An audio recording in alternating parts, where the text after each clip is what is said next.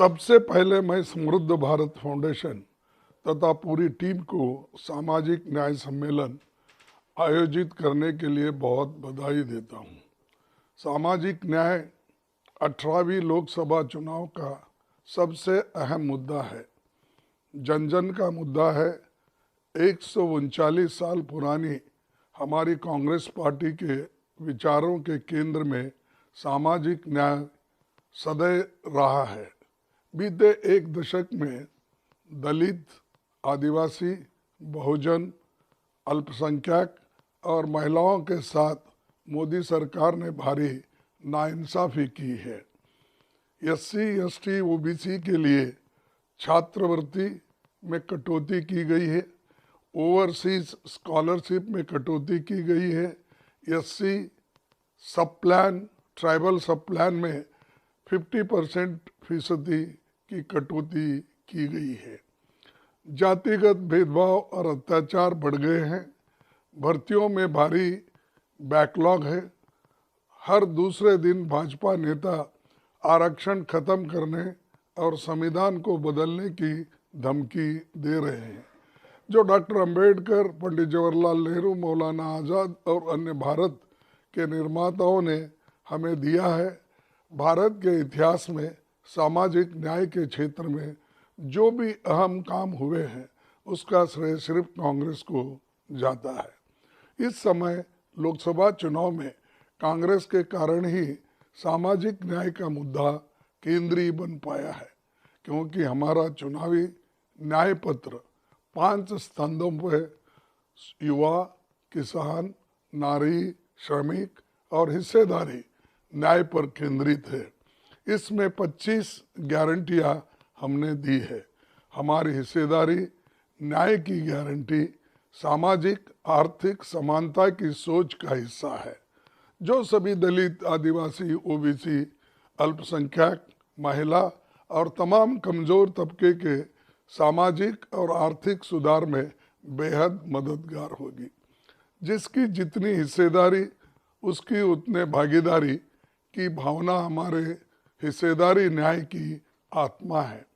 इसमें हम एक व्यापक सामाजिक, आर्थिक, जाति जनगणना करार कर सभी जाति, उपजाति और समुदायों की आबादी, उनकी सामाजिक आर्थिक दशा, राष्ट्रीय संसाधन में उसकी हिस्सेदारी और गवर्नेंस से जुड़े संस्थानों में उनके प्रतिनिधित्व को जानेंगे। यह समाज का एक्सरे होगा जो सामाजिक परिवर्तन के लिए अहम भूमिका निभाएगा।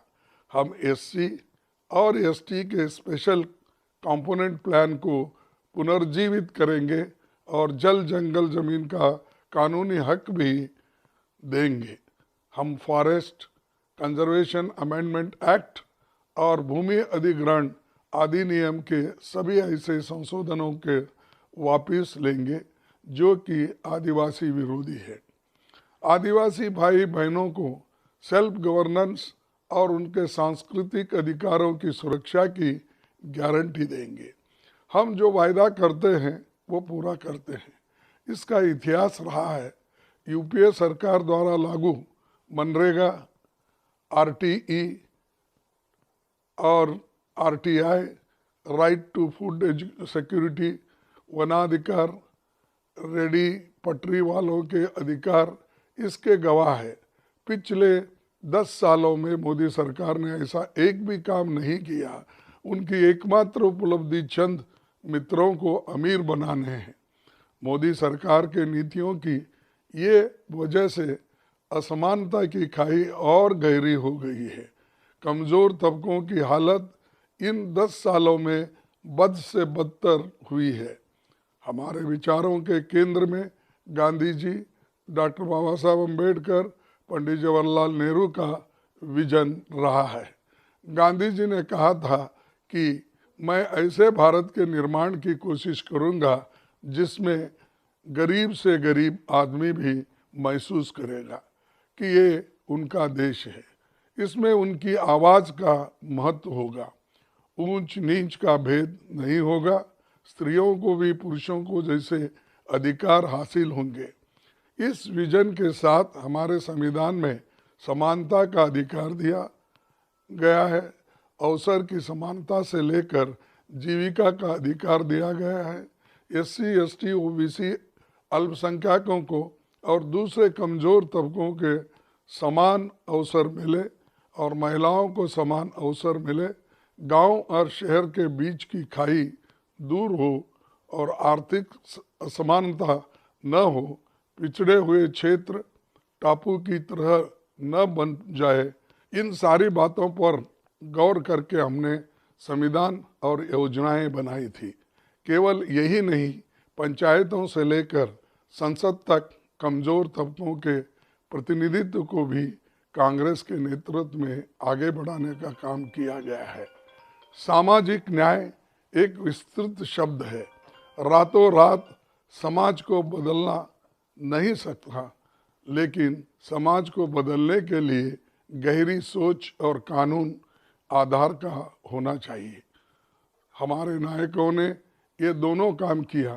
राहुल गांधी जी के नेतृत्व में भारत जोड़ो यात्रा और न्याय यात्रा देश भर में निकली थी, जिसके केंद्र में सामाजिक न्याय था।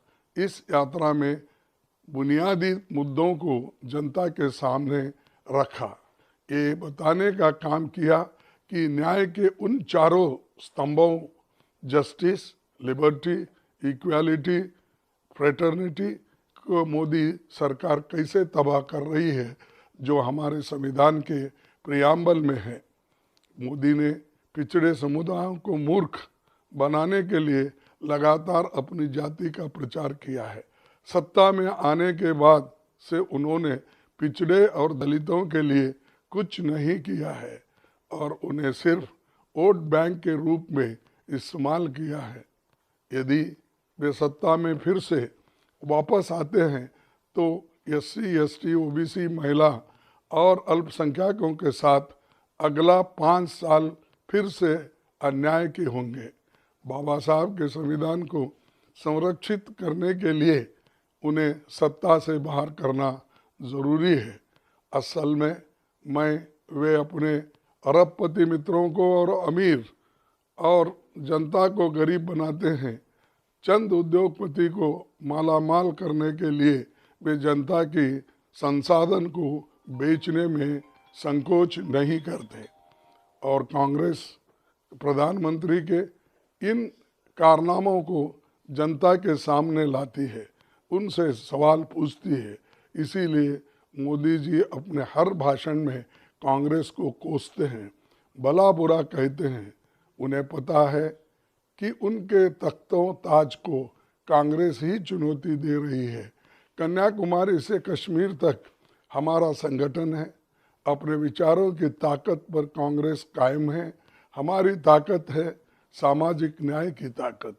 भाजपा की सोच भारत के प्रगतिशील भविष्य के लिए सबसे बड़ा खतरा है। विशेषकर एससी, एसटी, ओबीसी, महिला और भागीदारी में और बराबरी से हिस्सेदारी के राह में हमेशा एक अवरोध है। इसीलिए हम भाजपा और संघ के नापाक इरादों को नेस्त नाबूद करेंगे। हम एक बार फिर कामयाब होंगे। आप सभी को इस आयोजन के लिए एक बार फिर बधाई। आप सबने हमारी बात गौर से सुनी। आपका बहुत आभार हूँ। जय हिंद।